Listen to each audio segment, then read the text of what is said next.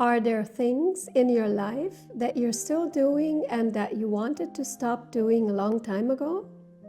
I asked myself that question recently, and to be honest, the answer surprised me. Because it wasn't really about any big dramatic stuff. It was more the constant small patterns that drained my energy, sometimes even without me noticing. And I've started to let them go, and everything since then has gotten easier. Today I want to share 9 things with you that I no longer do for very good reason. 1. I don't try to please everyone anymore. For a really long time, I tried to please everybody.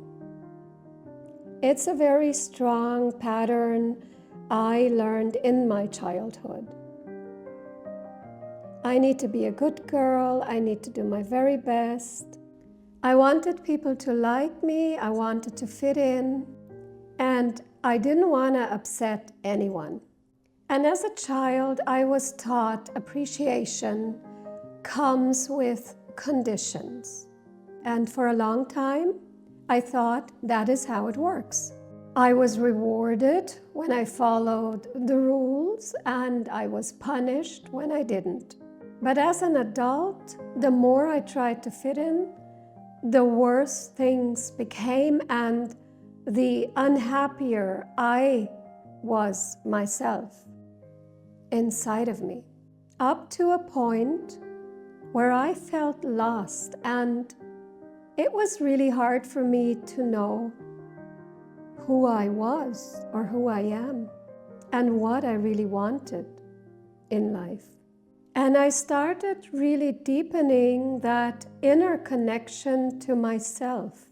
I am convinced we need that deeper connection to become who we really are and who we really are meant to be, who we want to be, what aligns with our soul's plan or our soul's journey.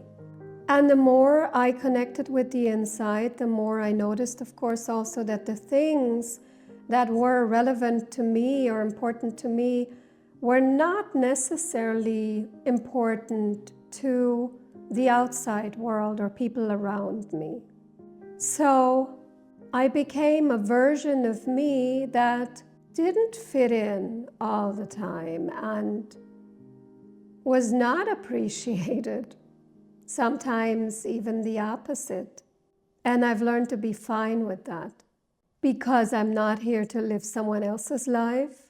I am here to live my own life. And it's okay. I don't need to fit in with everyone. I don't need to be liked from everyone.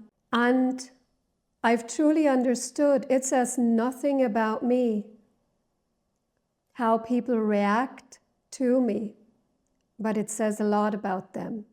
2, I don't worry anymore about things that aren't in my control, like if the weather is going to improve, or if my health is going to improve, or what other people do in their lives, or what will happen in politics with the world and this and that. All of these things are out of my control. And while they are, of course, important, they are out of my control. So I have decided to stop worrying about them, because worrying doesn't help any of these topics. It doesn't move anything forward, but it definitely stops me and my life from focusing on the things that I can influence. So I give that responsibility back to God, the universe, and the other people, and I focus on the things that I can influence directly. My attitude, my thoughts, my behavior, my choices, and my actions. And of course, if problems come up in my own life, I reflect them, I look at them with an honest perspective and a clear mind, not with guilt, but with awareness. And that is where I begin to make the changes and influence what I can influence. And this focus shift has really helped me to trust into life, to trust myself, God, and trust that life is on our side. 3, I don't ignore my needs anymore. For a really long time, I was simply functioning. For others, for work, for the image of myself that I wanted to fulfill. It's no surprise I burned out trying all of that. Now I listen. My body deserves my care. We've been through a lot. I need balance. I need the right amount of activity and rest. And for my soul, I need solitude, quietness, and beauty to nourish myself, to recharge my batteries. I focus on kindness and love, also towards myself, not only when things are going well, but especially when they're going hard. Because life is never smooth. There is always changes. It goes up and down.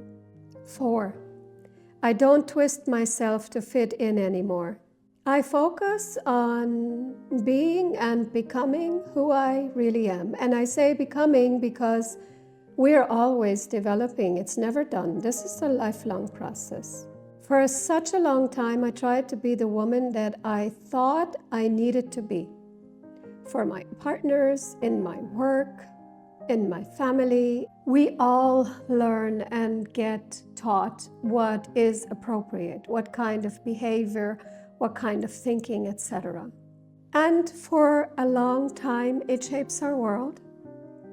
And it's also important because there needs to be rules for society to really work. So we learn how to behave, what to say, and how to come across. And sometimes I feel that with getting older, this box by society gets even tighter. Because we're getting older, we shouldn't be dreamers anymore. We shouldn't be wild. We shouldn't be trying things without thoroughly considering the implications. We shouldn't start anything new. But you know what? There's something strong and wild inside of us. It doesn't want to be tamed. It's life itself. It doesn't want to be quiet. It just wants to be lived. And that inner yes is the key to dare to live and be who we really are. Not tamed, not edited, just living our own truth. And it can't be silenced down either. I've learned this the hard way. I tried to silence it away and just keep functioning. It just gets louder. I'm actually convinced if you don't live what's inside of you will destroy you. And if you don't listen to your inside, it will get louder. It can show up in exhaustion, emptiness, restlessness. So now I listen to the life inside of me and no matter the age, what wants to be lived still. 5, I don't stay stuck in the past anymore. I've made plenty of mistakes, to be honest. It's a long list. And I would do things differently today for sure if I could make them undone, I would gladly do so. But unfortunately, that is not how life works. And I've learned to forgive myself the many mistakes I did. And I've also understood that the past doesn't define who I am today. All it says is who I was back then, the level of consciousness I had. If I would have been on a different level, if I would have understood things in a better way, I would have done them differently. And yes, of course, others have made mistakes towards me as well. I have been hurt many times, and I've forgiven them as well. Not for them, it's relevant for me because I don't want to be stuck in the past. I don't want to live my life in the shadow of yesterday. We can always start a new chapter, always. And as long as I'm alive, my personal story and my growth is not over. I keep growing, I keep learning, and that is my conscious choice. Every day new. 6, I don't wait for outside things to change to be at peace. For such a long time, I thought, if that happens, I'll be okay. First, I need this to happen. Then I can do X, Y, Z. If my pain finally stops, I can finally be happy. But that is not how it goes. Contentment is always available in every life situation. For me, it's that constant focus on what we think we lack, that we need, before we can be at peace, more happy, more this, more that. That really creates the problem. And while we're focusing on what is missing, we totally overlook all the beautiful things that are actually in our life right now, in the present moment. And there is always something good in every life, in every day, even if things are really hard. So I finally understood that what I'm thinking about constantly, regularly, is what I'm actually getting more of. It's like I'm attracting the thing that I think I'm missing because I'm constantly thinking about it not being here. Whatever I think about grows. If I think about lack constantly, it grows. I started thinking about health. It grew.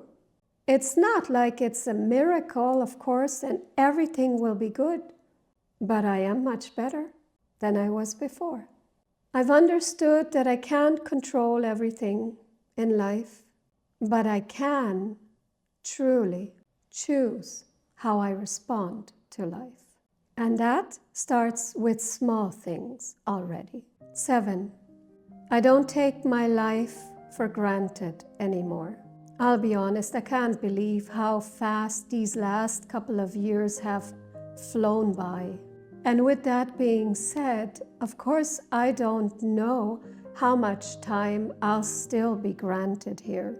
I will consciously decide who I let into my life and who I'd rather keep on a distance because I am taking good care of myself now. Time is my most precious asset, so I no longer spend it with people that don't see me, don't understand me, because they can't or they don't want to. And I try to make conscious decisions on what nourishes me and what drains me. I allow myself saying no. Of course, I hope I still have many good years ahead of me, but however long they may be, I have no more time to waste. No more events where I zone out. No more conversations where I smile on autopilot. I spend my time where there is real connection with people that truly appreciate me as I am. Not perfect, just real. 8, I don't hold on to things that don't matter anymore. I used to buy a lot of things as rewards, rewarding myself for a stressful project or comforting myself with something I bought. Now, before I buy, I really ask myself, why do I want this? And will it really spark the joy that I am looking for? Or is it actually something else that I truly need? And evenly important is the fact that I don't hold on to things anymore in my house, in my home, that don't spark joy. I don't keep things just because they were super expensive once, or they were gifts, or I think maybe I'll need it one day. I don't want to be weighed down by the stuff around me. My home needs to have space and give me a feeling of having enough space to really be and become, and not look and feel like a storage unit of old stories. Less stuff, more space, more clarity. 9. I let go of control. I used to think I need to have a plan for everything. I need to understand everything, and I need to have a plan or a solution for everything. But life isn't a project plan. It's like a river, and I'm learning to flow with it by trusting in myself and trusting in my life. And that doesn't mean that I'm passive. I still do my very best every day, but I'm consciously aware of the things that I can truly influence and the things that are out of my hands. And I've learned to trust the divine timing. Everything will come exactly at the right time, like a drop of water, trusting the river to carry it forward. I'd like to come back to the question, is there something that you'd like to let go, but you're still doing or hanging on to? If you want, share in the comments with me, or hold it in your heart or write it down. But do consciously take notice of it, because that is exactly sometimes where new things evolve in ourselves and in our lives. And maybe that is one step closer for you into your own personal freedom. The freedom to be fully yourself. The freedom to live your life to the fullest possibilities.